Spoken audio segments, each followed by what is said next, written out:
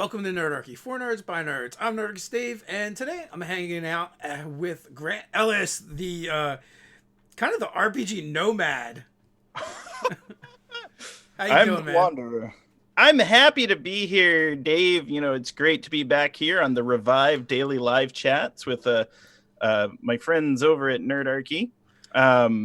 And I'm a bit of a wanderer here in RPGs, moving to and fro game systems, communities, social media accounts.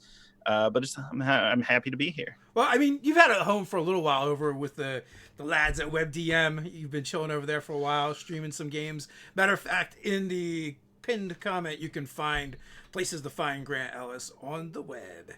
It's true. I'm going on my second year producing their Twitch content for them. It's less a home and more a couch to sleep on from time to time when I pass through Austin, Texas. They're good folks, and I appreciate all they do to help promote any of my projects and give me an opportunity to create content on Twitch. Holy shit, man! 2 years already? I was thinking back to like our first live chat, which was a while back, and you might have been the first person to do an interview with me, and it was a while ago, and I was in my old studio, and you know, time just marches on. Yeah, I don't know if you wore a jacket back then. No, Now you've I, refined. Now you're like the Mr. Rogers of the RPG community. that's I'm honored to accept the title. It's one of those things, and it's a costume too, where I'm like, all right, I need to come off like a slick RPG industry professional. So I had to put away my mustard stained anime T-shirt and put on a mustard stained D20 T-shirt and but slip the everyday sports coat over it. So, Not sponsored. Not sponsored. so there's definitely a thing I want to talk about. Because one of the links you gave me to post was over in the Don't Split the Podcast network, and you're running a game over there by Good Society, and it's a Jane Austen RPG. Which oddly enough, last week we had someone that runs Jane Austen events. Like they rent out manors and castles and do balls and stuff, and Amazing. they're also part of D&D in a Castle. They're one of the partners that own D&D in a Castle, and and kind of like help put that together as well. They're not a role player. They don't play RPGs as of yet. And I was like, hey, although she might start with this one because that's her thing. She's like written a Jane Austen novel and stuff. Nice. And yeah, so the Fairest of the Seasons is a Good Society actual play that we've recorded all of our episodes, and I'm releasing them in 1 hour segments because of the way the game system's set up. Each it's played in cycles, and each episode is one half of a cycle. There's a number of different phases in each cycle, and I won't go too deep into the mechanics, but you have novel chapters where you're all characters interacting. You get to spread rumors and scandals about each other's characters. You play multiple characters in the game, both main characters and connections to other people. And it's a load of fun. There's a letter writing phase where we write letters. I've scored the whole thing with a licensed soundtrack. And I spend a lot of time producing, and I'm also really focused on making it consumable. So for roughly every 2.5 hours of recording, it's edited tightly to roughly an hour-long segment, complete with music. I do all the audio mastering, relying on my background from the film industry. And it's a load of fun. The response has been overwhelmingly positive. And one of the ideas for the show came from a dinner I had with a emeritus dean of a school of pharmacy that asked what I did besides my day job. And I was like, well, I do role-playing games. And they're like, oh, like Dungeons and Dragons? I avoid that. I go, well, like that, but are you interested in Sense and Sensibility or Downton Abbey or anything? She was like, absolutely. I don't miss these things. I was like, well, what if I told you there's a game system where you could make your own story? And then I started talking to her through it, describing the game. She got to make a character. And over dinner, we played an impromptu session of Good Society. 4 minutes in, we've already got downvoted. Thank you, Chad. I'll see my way out. It didn't take long at all.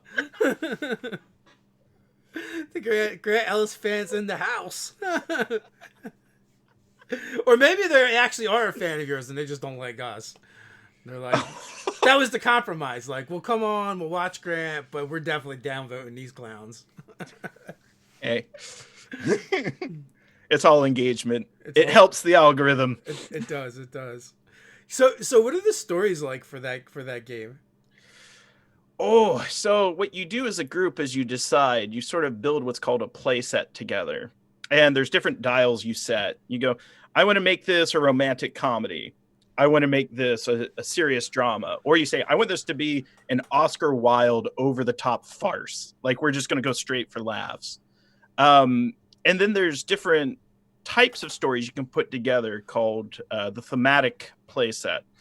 So ours was a custom one built out of romance, rivalry, and scandal. Um, and each character is given a desire that you play towards. For example, I'm playing with Emma from WebDM. Her character's desire was to break up my character's engagement. So she's coming as this over-the-top British lord who's a drug addict and a party goer and just wants to destroy my engagement. My character's trying to restore their family's name. I'm a wounded army veteran. So we set up scenes together and, she comes in and tries to make me look bad in front of my fiance. And I have to agree to let myself be made look bad because she's agreed to help me restore my family's name. She goes, well, look, I'll help you out and I'll give you the evidence, but you're gonna have to eat dirt in front of everyone. It stinks, but it's one of those things where we talk about this as players, then we play out these dramatic scenes, and at the end of the day, we all play different characters, and it's a load of fun. We also have some like really good voice actors, like Jessica Osborne and Derek from the Mage College, who are portraying a variety of characters, and they're great at their vocalizations, their expressions. They're also good dramatic storytellers. But again, it's all a game, and it's powered by the mechanics of a game system. So it's not free form. We can't just magically get what we want. There's resources and currency in the game to kind of influence the narrative. So in a game like that, the thing that I'm kind of always kind of curious about, like a lot of games like D&D are set up so that there's a group dynamic, right? Where that it seems like you have a lot of individual goals and objectives, and the group dynamic would seem very situational to me. Like you all happen to be at a ball, but what happens when you're not at a ball? Why would everyone be together? So here's the important thing, and as common in Austin's literature, the characters aren't always together, but the players still all get to play the game. So while a ball might include everyone, say we're doing a visitation, the meddler wants to meet with the old money to try to finagle the marriage of her daughter to these are my fingers, audience. They're trying to finagle a meeting, or a marriage. Everyone else participates in setting up and framing the scene, as well as spending their narrative currency to help influence it, because you have tokens to kind of get your way. But also everyone gets to switch up and play side characters and other connections. So there's typically 3 types of scenes that you can set. An event scene, like a ball, a visitation, which is one-on-one, and a split scene where 2 things happen simultaneously. 2 carriages are going to the same location, but they have different people in each one, and then you cut back and forth. It's really important to understand pacing and timing, though, because if 2 people stay in a scene and no one else is doing anything, then it's not fun. No one's playing the game. So that's why those desires are very important, because they help push the action, and you can frame it pretty tightly. But like D&D, everyone does play a role and have a position. So you might be the meddler, you might be the careerist, like someone who's very focused on their profession. You might be the new arrival, so someone new shows up in town. Do I get paid to travel and play D&D chat? Most definitely. Absolutely, I'm famous. I'm a famous RPG personality. But we could talk about that. We could talk about that. No, that is the thing. But also immediately after I asked the question in my mind, I'm like, the ball is the dungeon now. Yes. Oh, and I have a great, you know, sometimes in those sessions the ball feels like the dungeon. So what are the other actual plays you're involved with? All right, so I produce a Symbaroum game that happens Tuesdays on WebDM. I'm not playing in it, but I'm also the director of a Night's Black Agents campaign. So that is a vampire spy thriller that is powered by the Gumshoe system, where everyone plays secret agents that are tackling the great vampire conspiracy. We're actually playing a legendary campaign called the Dracula Dossier, where the players have received a copy of Dracula. Literally in their lives, they received a copy of the novel. And all throughout the novel are written notes by other secret agents where they've been tackling this great mystery that the novel Dracula isn't a novel, it's a redacted mission report. And people were trying to convert Dracula into an asset and it went wrong. So Pelgrane Press is sponsoring that show, and I have some great players. And that'll be Saturdays on WebDM's Twitch channel, independently produced by me. Vampire spy thriller. Sometimes it just feels like you just throw a bunch of words together. You do, and like it's cool though. Like I got a copy here. It's kind of like Jason, not sponsored, or at least my show's sponsored, but you know, Jason Bourne versus Dracula, and kind of like how Good Society has different dials. This does as well. They say you want to make it very lo-fi. Turn this on, it'll activate some features and like everyone's hit points will be reduced. Or say you want to make it James Bond, it's going to add a bunch of high technology, and the stakes of the game, no pun intended, will be different. That's great. You know, RPGs are the best games because someone's gone like, you know what? No, what's missing? We don't have a vampire spy thriller game. It's like, look, I want to do Jason Bourne versus Dracula. No one can stop me. I'll win several innies off of this idea. Oh my god, it's ridiculous, but in a really good way. I love it. That's what I'm here for. And I did some play tests leading up to the campaign, and like all the players were like, okay, this is a really good game. It's a really fun system.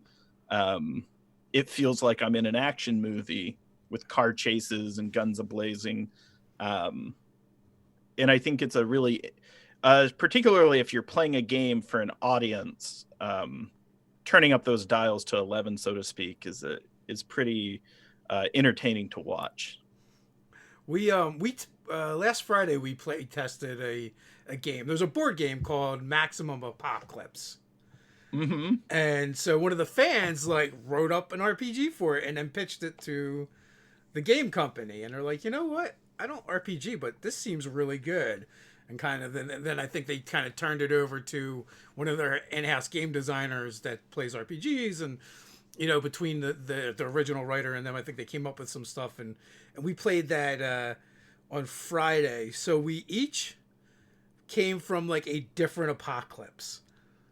Cause I love that. Yeah, like Ted's character came from a zombie apocalypse. My character came from a kaiju apocalypse, and then the other two came from it was like, what was it? Something oil field something apocalypse. I don't remember off the top of my head, but I picked kaiju only because Ted was like, I was looking at these and I'm like, I was thinking about kaiju, but I don't want to fight any kaiju. So I chose something else. I'm like, oh yeah, I'm definitely picking the kaiju then. That's so fun. But it is kind of interesting where we are at with games and how niche they can be, and how far afield we've gotten from the origination of, you know, D&D.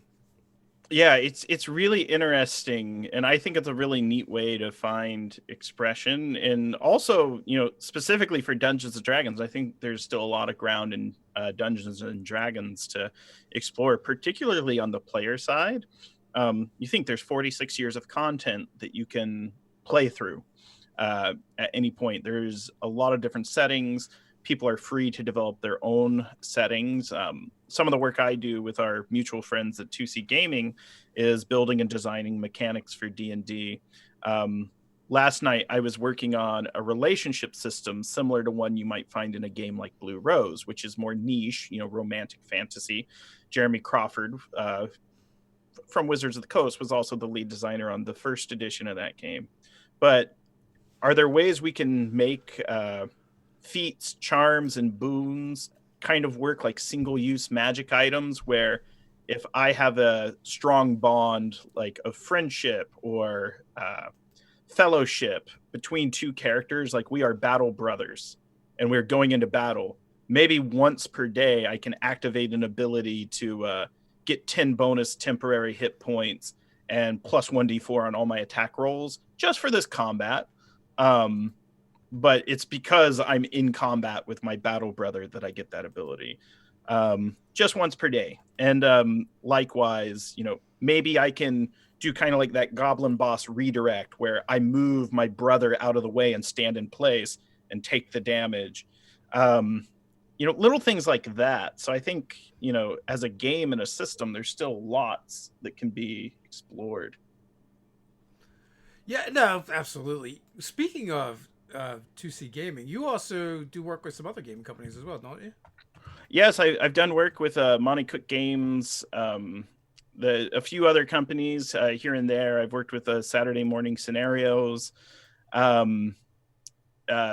multiple companies. Normally, I'm brought in either as a consultant to talk about the game academically, or I'm brought in specifically for world building. That's a very broad term, but an example for Saturday Morning Scenarios was we want to bring in Grant Ellis to design criminal organizations based out of Chicago in the 1890s. That's very specific, but they go, Grant's the... That is, but they say Grant's the guy you hire to do that because he's a historian and a researcher and a faction designer for other game systems, so he can figure out how to make it work as part of the game system. Likewise, with Monty Cook Games, they had their game Invisible Sun, and they wanted me to talk about that game system as an art critic because, I'm a trained art critic. So they paid me to publish an essay that's in one of their print physical books. And then likewise with 2C, I've worked on about 5 or 6 of their products in their D&D line. Okay, so I wasn't familiar with the name Saturday Morning Scenarios, but now that Matt I jump Corley, on the Kobold website, Press. I'm like, oh, okay, I know who these guys are. Which is funny because initially I'm looking at when I jump on the website, I'm like, their Saturday mornings seem like they're much different than mine as a kid. Their Saturday mornings seem like H.H. Holmes' Murder Castle, and Matt Corley's a good person. I've been friends with everyone over at Kobold Press for a long time. As Chap mentioned earlier, it's like, so wait, you get to fly around and play games in D&D? Yes, I, as a professional dungeon master and a convention dungeon master, which is where my origins are. I originally ran conventions and convention events. I've worked for companies like Kobold Press, running events for them. So I know most of their designers and developers from that experience, from Dan Dillon to Joey Hake to Wolfgang Bauer, and so on and so forth. Didn't James Introcaso cut his teeth there as well? He was there. You can find his name in a lot of credits. Yeah. For every company and every system. Yeah, now, yeah, absolutely. He's been around for now, yes. Churning it out. So, are there any other actual plays you're doing? Have you cut back? Because you mentioned 2 so far. I have. For you. I've cut back. So I was producing a lot of shows, and I was producing so many, but I cut back in order to. I'm authoring my book right now, and I am the sole lead designer. So every word of the book will be written by me. Yeah, you got a campaign setting, right?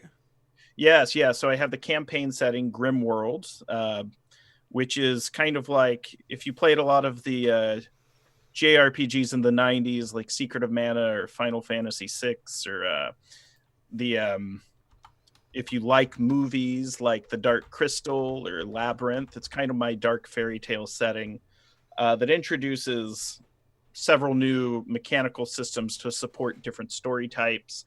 Um, if you're going on a long journey, like in Lord of the Rings, there's mechanics to help make a travel where you cover great distance fun.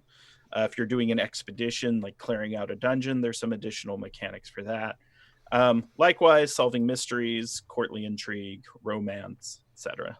When is that supposed to drop? We'll see. Well, I suspect on the Kickstarter that was the successful. goal is by October. Yeah. Okay. Speaking of them, yeah, they just messaged me, and hopefully they're tuned in. They go, don't say any dates. No, we're hoping. So yeah, we had sort of a year turnaround, which is long for them. Most of their books, I just did the TPK Bestiary Volume 2 for them. They'll probably have that done in July. When we did the Epic Legacy Campaign Codex, they were, shipping copies like 2 months after the Kickstarter finished, because they kind of do a sly flourish approach where they write a lot in advance and they design a lot in advance and then they kickstart. Not too much behind the curtain, but they have full-time designers, and I'm a part-time designer that ends up taking full-time hours because I'm slow. Yeah, I know they got Ryan over there churning out words. He's their resident full-time word monkey, I believe. Yeah. Ryan's one of my mentors in game design. And for a year leading up to my Kickstarter, he and I would meet weekly. He'd give me a design challenge like, hey, so you want to redesign how character creation works in Dungeons and Dragons. What would you do? So I wanted detailed analysis on how it works now, what you think is wrong, and then how you would change it. And you need to be prepared to argue your points. So. Yeah, so I know like for our first Kickstarter, we had it mostly written beforehand, which makes things a lot easier. So now we're like moving into our second project while we're waiting for books to get printed and whatnot. So on the next one, I think we're going to give ourselves, instead of a year, a lead time of like 18 months. Matt Colville did it, so we can do it. that is my philosophy. The Colville rule. Yeah. Written into the court of law. But so are you playing any home games? Well, home games. I use that loosely, nowadays. But 2 home games. So I have a private game that my publisher puts on where we're playing 5th edition, and I think I was I think I was a little bit of a troll. So I'll talk about my character while we're here. So normally would be a troll. No. Well, normally with D&D characters, I hit the random button and that's what I get and that's what I go with. I just go on D&D Beyond, give me a random character and I'll play it. And there are stories of me like being a random 20th level character with 5 different classes, and I solo killed a Tarrasque on stream too. And they're like, that's some real play. But for this character, I thought it would be hilarious if I wrote 42 pages of backstory and I was a secret princess. And then I hired a professional artist to do a custom character art for me. Oh, and I show up to level. Please tell me they just drew you as a princess. That would have been even better. I look hot as fuck though. Part of my language, but I look gorgeous. And like I had the lead character artist at Konami draw it for me, and I paid good money. I was like, I hope this character dies in the first combat encounter, because then I just have all this stuff. Yeah. But the way I wrote the backstory is it's full of like 1,000 adventure hooks and potential magical items, and like I almost designed a game supplement as my backstory, and I just showed up to the game. But that's a fun game that I'm playing with friends. And also we rotate systems on Thursday night. I have another game I play with a friend of mine picked their favorite game masters. Well, real quick for that game, let's back up just a second, because people might be interested in this part. So I'm guessing you guys started at 20th level. You're playing this game for 2C Gaming, and why is that even possible? Well, we started at first level. Oh, but you randomly just made the character so it. Well. for this one, we started at first level, and I actually wanted to be very deliberate, where I'm like, I'm going to have a 42-page backstory. I'm going to have finished character art. I will be in character the entire time because I wanted to play the game differently. Because like you, I've played Dungeons and Dragons for a long time. You just hit the random button, I show up, or I have an idea. It's sometimes hard for me to get really excited and really um, interested in the campaign. But I was like, what if I did this differently? Because there's been some people, some people on YouTube and Twitter, they go, no, don't write a backstory. If you do that, you're playing the game wrong. You need to not do that anymore. No, it's so bad that you do it. And they get these articles published about why backstory is bad. And they, frankly, don't need to do that. And I totally get where they're coming from because it's the way I prefer to play, to only do as much as the game tells me. But I was like, but what if I did it the other way? What if I did it like my friends are like, no, I've written my entire family history and the story of my world and my people. And the thing is, what I found out, I don't recommend it for everyone, but I was super invested the entire time. And then someone's like, well, what if you die so instantly? Death, death trap, roll versus save versus death, and you die. I was like, yeah, but I played like 14,000 hours of Dungeons and Dragons. If I die, I probably had it coming at this point. Like, I'm an experienced enough player. I'm mature enough that I can handle that. And I was like, the rules of the system are the rules of the system. If I die, it's part of the game. And I'll have this hilarious backstory and beautiful character art that we can just, if we were playing in person, I was going to have it printed up hardbound and just drop it on the table like a prop. It's Oh, so when you said 20th level, I thought maybe you were playing. No, that was a one shot with James and Tricasso, and we did his Invasion of the Planet of Tarrasques, where I showed up with a random 20th level character. And okay, so I just combined two things. Gotcha. Yeah, I don't speak very clearly. I don't listen very clearly, so we're on even footing. But 2C Gaming does have a system for playing from 20 up, if people are interested in that. Yeah, it's good. I did some design work on their campaign codex. I got to design the villainous setting where all the villains live in the epic levels. Yeah. So what is the other game you're playing? Okay, so my friend Kai, they booked 3 of their favorite game masters. I'm so humble. I'm one of their, but they said, no, I want to play a game with 3 of my favorite game masters, and they're a great storyteller and player. But we just rotate who runs the game each week. They have to pitch the players on it and prepare a session, and we're just going to play an RPG. Maybe we've never played it before. Maybe we all have. And we just kind of get games out of our system that we've always wanted to run, or to test our ideas to see how proficient we are. And so I do that on Thursdays, and I do the 2C game on Fridays. Which Kai? Kai V. I can link you their socials. They live in Baltimore. Okay, this is a different Apologize Kai. for doxing them. That's fine. No, because I'm also playing with a Kai on Saturdays. Oh. I didn't know if they were the same Kai. They are not. Oh, are you playing with Kai Stonefly or something? Yes. Yeah. She does amazing art and is just cool. Yeah, I had a lot of fun meeting her at PAX Unplugged. Yeah, so we had VCon, which we all kind of, like, a bunch of us met up for V Crafting Muse's birthday, and kind of had a slumber party. But there was like, a dozen of us or so. And from that, this Saturday morning game has kind of sprung up, where it's, not streamed, super casual. We just finished up the Frozen Sickness. James wrote and ran that. And then at the end, they switched GMs, and now El Genio is going to be running Curse of Strahd for us. So nice.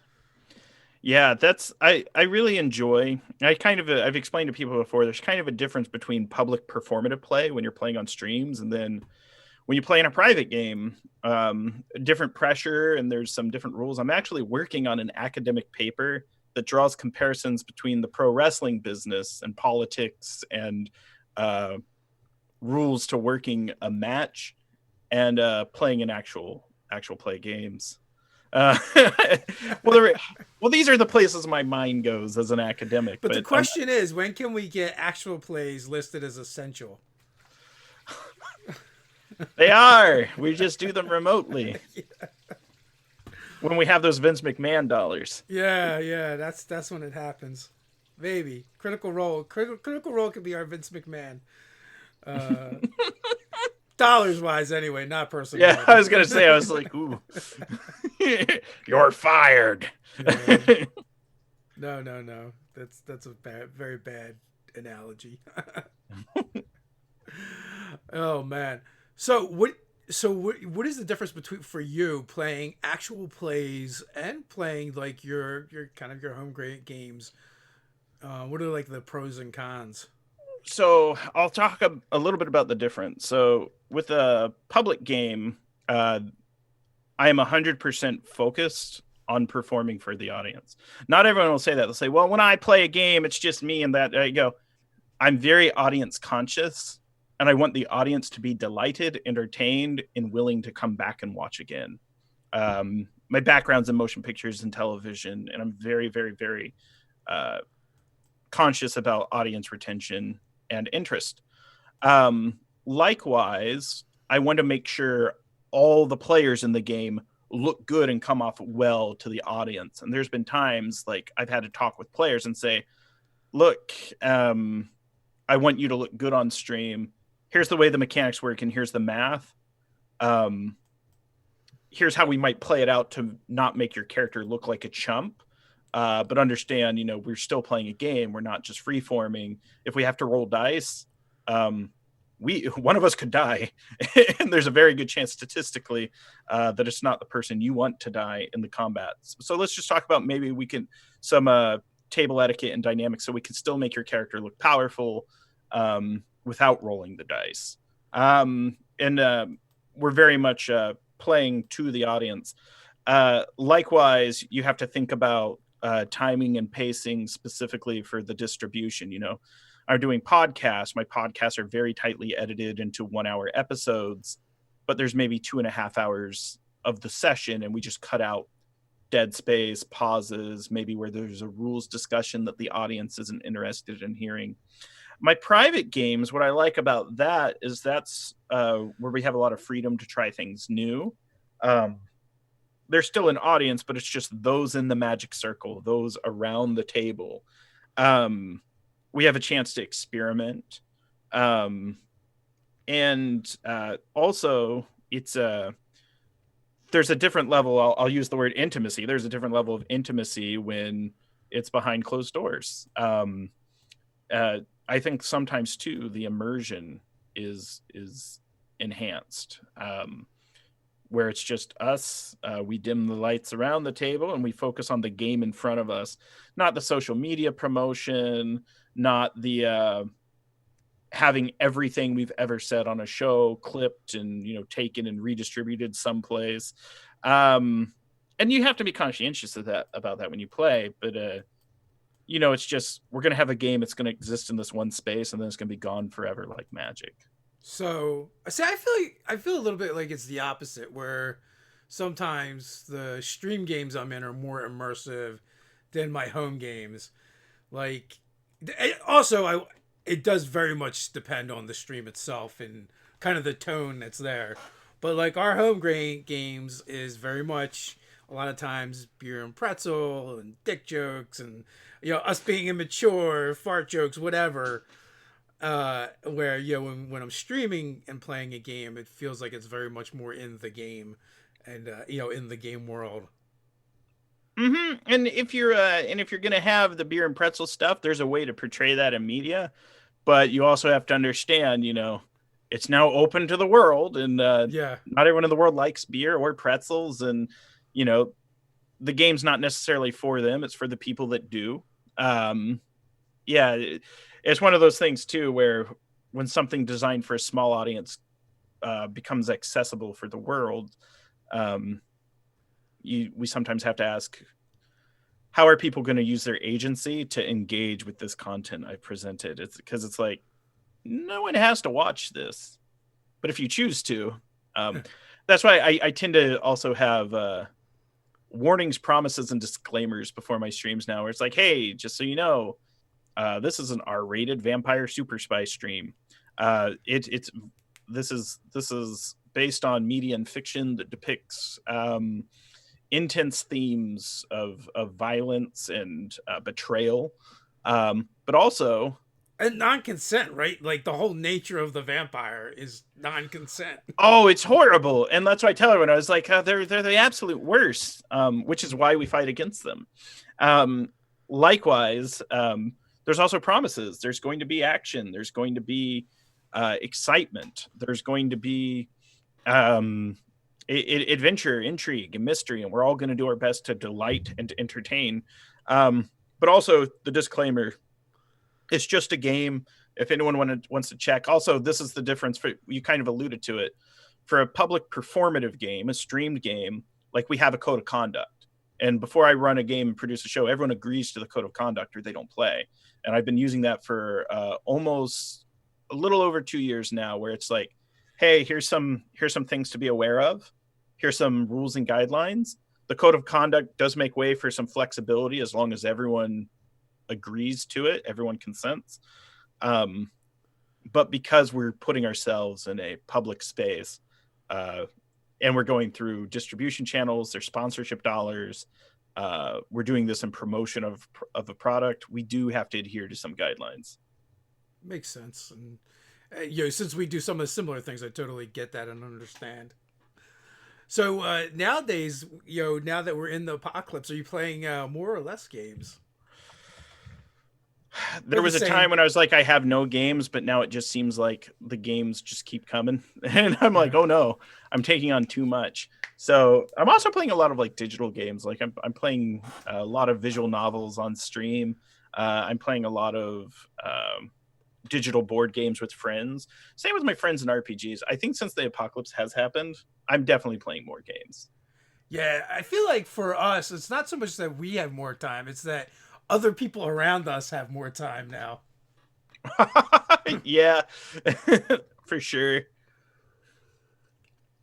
Now, how bad is the con scene hit you? Because I know you, like you said, you've gone around, run games, and you're kind of, that's kind of one of your things is going to the live do events. every show. Like with the cancellations, it's obviously very hard. I was fortunate to do PAX East as a special guest this year.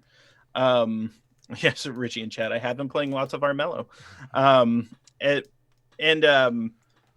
Conventions are an opportunity that, sort of in the position I'm in, to be an ambassador of goodwill for games, invite people to play more games, to make introductions to companies, to run games for people. And, some of my best experiences are running games at conventions.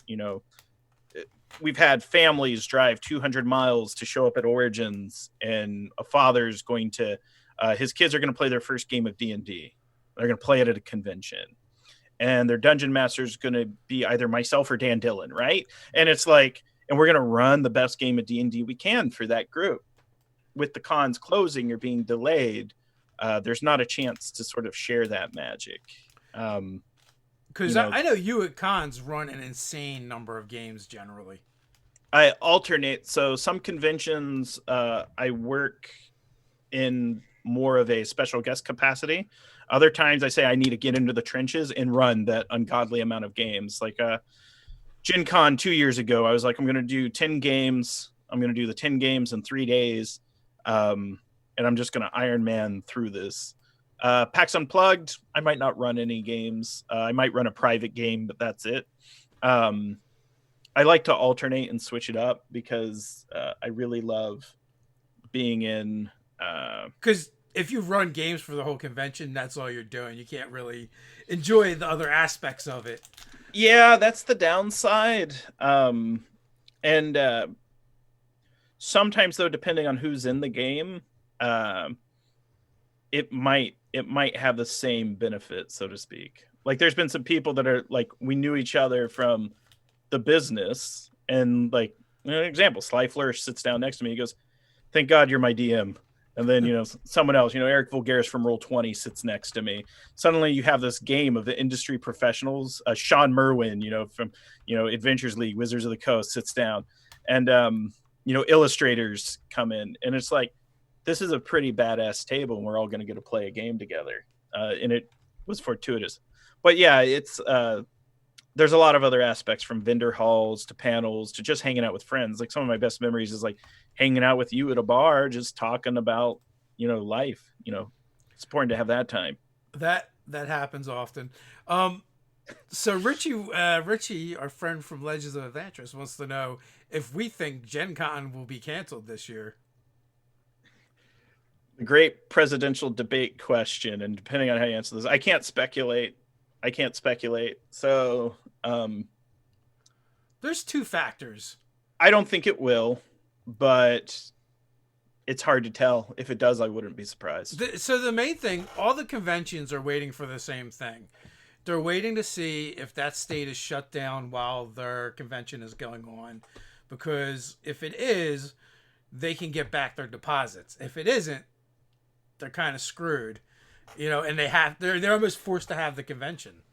I wouldn't. So it's gonna be like state to state. The states that are like, we're not shutting down, those conventions are going to probably be going on more than likely, because they have no choice in the matter, or they're just gonna lose, or they might still cancel. I guess the more responsible ones will probably, but I don't think Gen Con's gonna happen personally. But again, that's just my guess.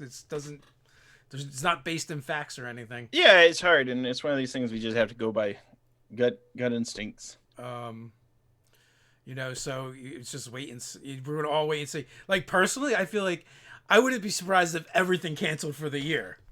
Yeah. But again, it's going to be from event to event, and they're all dealing with different circumstances, right? The finances of it is a mess, and figuring out if states are going to close down or not, or be closed down when there are events going on, because obviously if the states shut down, conventions are definitely not essential, and then it's just a matter of whether people feel that it's a safe thing to do. Yeah, it's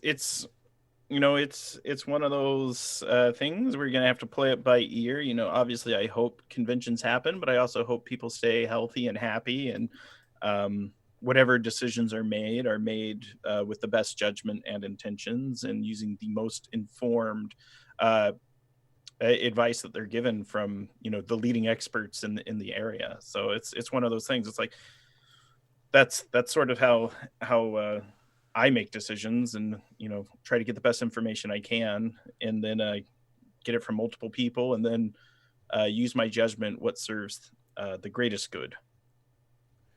So I think it's Micah. Looks like Micah with some extra letters in there. Sorry if I'm mispronouncing. Grant, what's the happiest, least tragic character you've played in recent years? The happiest, least tragic character I played was in a Cypher System game sponsored by Monte Cook Games, Pain Goliath, the well-to-do, well-dressed, highly intelligent, and loving pangolin person with his bow tie, and he was adorable. And but everyone said there's this like slight touch of evil and maliciousness to them. Then I think a lot of my recent characters have been described as wholesomely devious. So the least tragic character I played was Pain Goliath, who did win the Great Balloon Race in the Isle of Lycia campaign. Is that a penguin person? Pangolin. So or is kind it of like that weird armadillo thing? Armadillo thing, yeah. And I had a bow tie and a top hat, and I traveled in a hot air balloon. That was a Cypher System game for Monte Cook Games, but Pain Goliath was, hilarious. That is. So was the concept of balloon race the game? That was near the finale. There was this, and it's because we put it in there. A lot of things that happened in that campaign is because we started running our mouths as players. But who ran the game? My friend Kai, and so Kai used to run games for Monte Cook on their Twitch channel, and it was a homebrew setting. Really, really interesting and really well designed and really creative, and really showed all the amazing things of a cipher system as a system. But yeah, I just someone challenged me, instead of making a tragic character, make a wholesome character, because normally I can do tragedy very, very well, and I'm known for doing the tragic character, and without being cliche. But they're like, just make something so wholesome and pure that it warms and melts everyone's hearts. And I was like, Pangoliath, he's a giant pangolin. Nice. I sounded like Dame Edna when I played him. Oh yes, oh. Obscene Winnie the Pooh. Sounds like a good time for sure. What so do you have a favorite system? Because I know you play in a lot of different ones. You also work with a bunch of companies. That might be an unfair question. Well, here's what I'll say. My favorite system is the one that engages the players in the type of feeling they want to have. And as a game designer, I studied under Will Wright. Will Wright designed games like SimCity, The Sims, very, very Spore, very, very prolific game designer. So that was my mentor in design.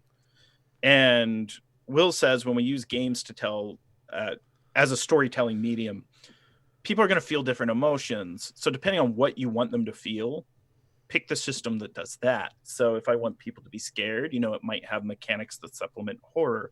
If I want them to feel a sense of teamwork, I might do tactical combat where we each have a role to play.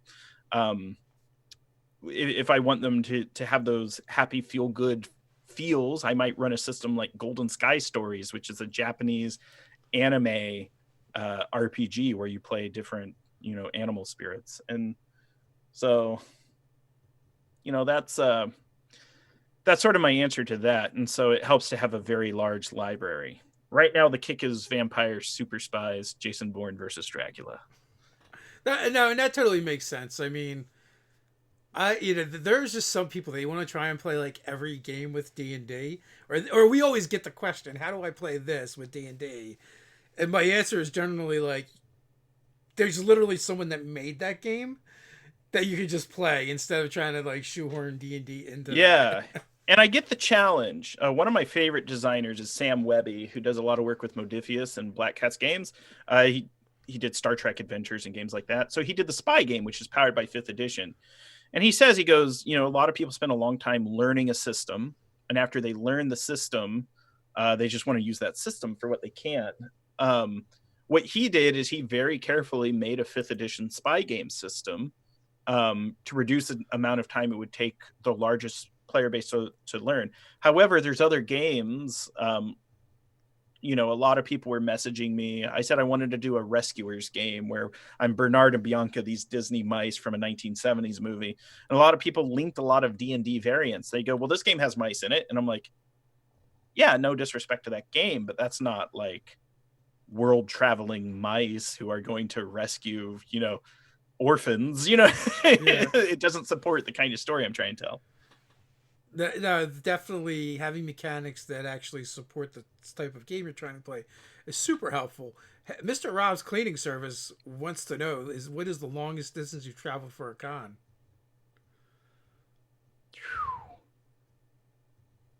I think something like 3,200 miles or something like that. I haven't gone to Australia yet. And I even going to Europe, like it, going to like Vancouver from the DC area or Florida, it's quite a ways to go. Yeah, all of our conventions are like Origins, Gen Con, PAX Unplugged, which is in our backyard. I mean, now I've gone to France and England for an event, but that's not really a con. Yeah, and like cons, like say if you're going to PAX West, that's a convention. You have to go from like Florida to Seattle if I'm traveling from there. And that's happened before where like say I was at PAX Unplugged and then I had to be in Anaheim, California the next day for a different industry event. Also, so Joe would like, what advice do you have for an unpublished writer designer? So if you haven't started writing or designing, start that. If you are writing or designing, finish something. Um, finish what you start. Um, and then the next thing I would do is I would self-publish. You'd be surprised that once you start self-publishing, you might see a larger profit if you go to someone else. And then the next thing I would do is talk to publishers that are looking for content and want to lower their development time. If you have a system and you've written systems and you have an idea, start doing it. Jameson Tricasso was actually the person that gave me advice to get started, actually at Origins a few years back. And James was just like, Grant, you've got a lot of great ideas. And there's a lot of ways to make money in this industry, but you should just get started and start doing stuff. Like, stop waiting, and by the end of that year, I had closed a book deal. So the advice I was given, if you want to become a millionaire in the RPG industry, start with 2. yeah, if you want to make a large, no, I'll tell you how to make a small fortune in RPGs. Start with a large fortune. Yeah. Good times. There's a couple questions. So Dave wants to know, I want to run a lot of cons. What advice do you have? To run conventions yourself as a director? That's a bit more challenging. I think they want to run games. If you want to run games, what Yeah. I would do is look at publishers like, say, Monty Cook, Kobold Press, Modifius, Mage Hand Press, 2C Gaming. Look at the publishers and follow them on social media, particularly, and if they have Discord communities, join their Discord communities, and look for when they are putting out the call to recruit game masters. A lot of times, depending on the number of games that you run, they will cover your hotel. They will always cover your badge. And a lot of times with those badges, you get free access to the event. But I also follow what I call the Eric Mingy method, where don't do more than 2 games in a day, and probably don't do more than 6 games at a 4-day show. I feel like you don't really follow that advice. No, I give good advice. I don't follow any of it, though. Yeah. Don't be like me. Because I'm pretty sure, like, I think you've run that many games in a day at cons when I've talked to you. It lost no voice. How's it going, David? Are you enjoying the show? Yeah, are you?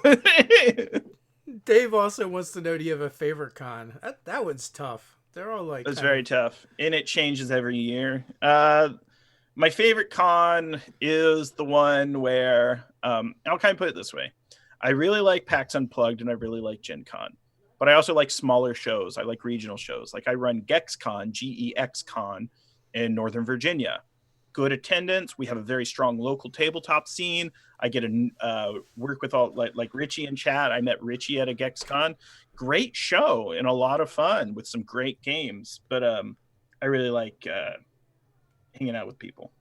Yeah, so I feel like I'm going to have a completely different answer come towards the end of 2021. After we run Nerdarchy the convention, that hopefully that'll be our favorite. Maybe not. Maybe it'll just be a lot of work and we're like, oh god, I just rather go to somebody else's. I don't know. So we'll take one more question and then head on out. So Brian Smith, how do you determine when it's better to homebrew a system to help or pick a different system? I would say how much. I'd ask the question: how much time do I have? Because I've seen some really talented designers do some really intricate hacks to, like, say, 5th edition.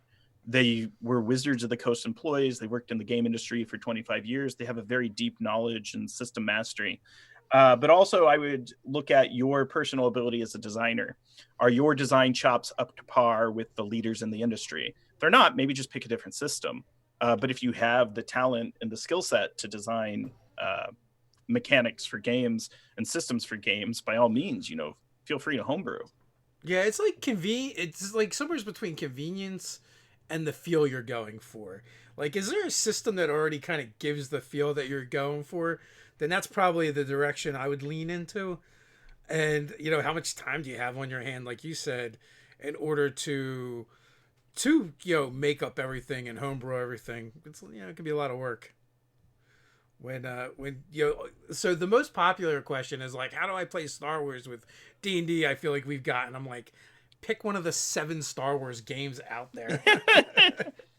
Maybe And run if you that. are, pick the West End Games D6 one because it's the best. Hey, I've that was only my honestly I've only played in the most recent one, the Fantasy Flights, with Oh the yeah, Edge of custom dice that Empire. everyone hates. But I don't know. I had fun with it. For a lot of You times had for fun. You had me, fun. it's like it's the group, more than anything. Yeah, I've played probably 3 or 4 of the different ones. I think I played Hyperspace D6, the original D6, Fantasy Flight, Edge of Empire, and when Wizards of the Coast owned the license at the turn of the century, I played it then. So we are at that time where I have to head on out. Before we do, Grant, tell people where they can find you. You can find me on Twitter at WisePuppetGrant. You can find me on Twitch at WebDM. And by all means, hit me up online if you have any questions. I try to answer every question that I receive through social media. Might take me a little bit of time, but if you have questions about breaking into the industry or you want content reviews, feel free to reach out to me, and I'll try to take the time to collaborate with you on your project. Awesome. So until next time, stay nerdy.